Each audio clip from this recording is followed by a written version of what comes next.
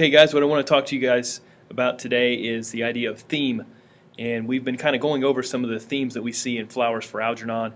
I will let you know right up front you're going to need something to write with and something to write on. So if you need to pause me right now, go ahead and do that and secure your equipment. And I'll be here when you get back. Right now, what I want you guys to do is to kind of think about the things we've been talking about in class with concepts and Daniel Keyes' Flowers for Algernon. And one of the key themes we see is that perhaps knowledge is not all it seems that it should be. Knowledge has its drawbacks as well, because you see Charlie is experiencing some bad things once he starts understanding more about his life and his circumstances, and he's not really happy. He thought he'd be happy and he'd be successful, and it turns out he's not. He has a lot of issues, and he tries to solve those issues, and he's not a lot of things he can do because his reputation precedes him. So what I want to do now is take a look at making a really quick pro and con list, because you're going to see as this thing unfolds, as we keep reading the book, that there are a lot of pros and cons that are listed. And that's also kind of a theme of this book. For almost every pro, there's a con. Now, it starts off almost as like a genie in the bottle sort of thing. Charlie gets his wish. He's always wanted to be smart, and he finally has his opportunity, and he takes the opportunity, and his life's going to be great. And then we find out that that's not necessarily the case. So kind of a bigger theme we see going on here is that with everything you get, there are drawbacks, okay? So what I've just kind of drawn up here is a T-chart. This is a really good strategy you can do. You can do it for a lot of different things. But this is going to be a pro and con T-chart in our case. All right? So I'm going to label each side here. It's kind of my title section here. And you guys just follow along, kind of do the same. Your topic's not going to be the same as mine, but I'm going to kind of run you through one really quickly.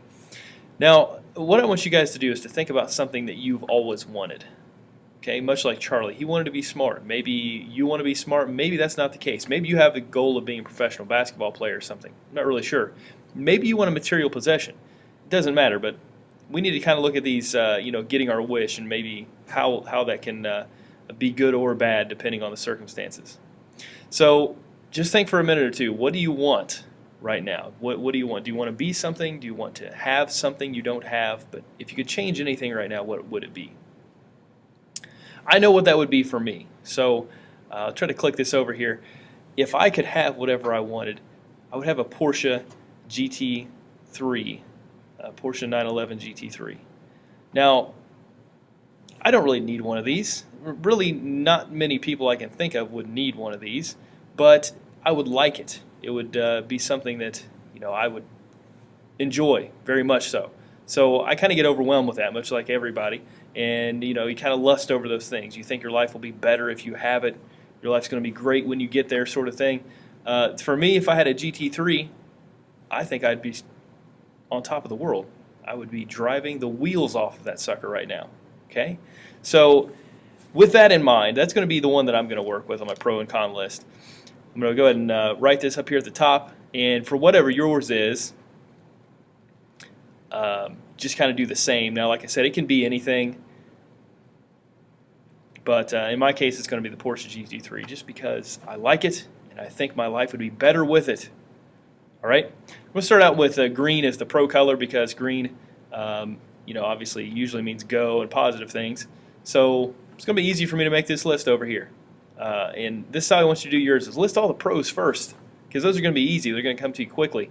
A pro, well, first off, it handles great, and that would make me happy because I like good handling cars.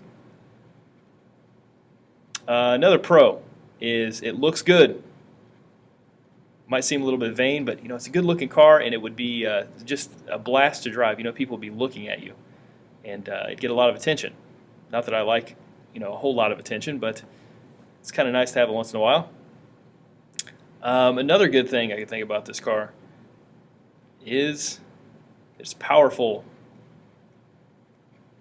Okay, having that much power under your control is a lot of fun. So I'm not saying that I would use it inappropriately all the time or anything like that, but it would be nice to have the option once in a while to really see what some acceleration can do. Lastly, I really can't think of a whole lot else. I mean, those three things would just kind of satisfy me. I would just probably polish this thing day and night, just look at it in my garage and just take pictures of it and stuff like that. So this for me would equal a very happy person. At least that's what I think for now. Okay? So what I want you guys to do next after you make your list on your own is kind of think about the other side here. Okay, we've listed all the pros, and really, I mean, looking at my list, it's kind of a pathetic list. I mean, there's not really a good reason to own a Porsche GT3, at least not that I can think of, and I really want one. Okay, so it'd be very hard to justify this with my wife, obviously. But let's look over here on the con side. Cons, you can kind of line these up in certain circumstances. Now, handles well is not really anything that would be bad most of the time, but I will kind of build off of this. And a con of having a Porsche GT3 as your street car would be it's built for the racetrack and it probably doesn't ride very well. Okay, at least on the street. Now on the racetrack it probably handles really well and all that kind of stuff, but I could assume you're going to feel a lot of bumps and all kinds of stuff from the road you probably don't want to feel if you drive it every day. Pro over here is it looks good. And sure, it looks good. It looks expensive. It looks racy, but with that also comes another problem is people like to vandalize and steal cars that look good. So I'm going to put over here vandals and thieves would be a much bigger problem at this point.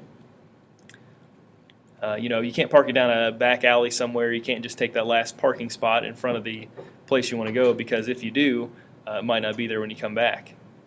So the last thing I would probably put on this other side here for cons, of course it is powerful, but it also probably wastes a lot of fuel, and that costs money.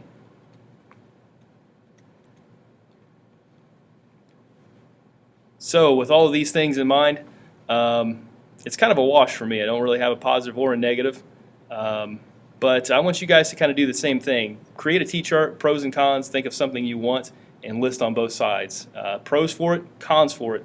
When you get that done, bring it into class with you tomorrow, and we'll work with it more in class. I'll talk to you guys later. All right, guys, one last thing. I know I said that I was gone, but I'm not gone. It was Mr. Prey just came in the room, and he was kind of talking. He said that I need some kind of an exit, you know, some kind of a flashy exit or some kind of a slogan, something I say to sign out, or a song or something that I do when I sign off with you guys. So the code for this one is going to be exit, all right? And aside from doing these things, pros and cons list, T-charts, things like that, and bringing it in with you tomorrow, I want you to put down any ideas you have for a good sign out, a good log off for Mr. Helmsing, a saying I should say or something to kind of wrap everything up at the end and make it a little more interesting, and be looking forward to hear your input on this, because I'm kind of baffled. I mean, I can think of all kinds of goofy things to say, but not really sure if I should. Okay, so help me out here. Bring in some ideas for tomorrow. I'll talk to you guys then again. Code word for this one is exit. Have a good one, guys.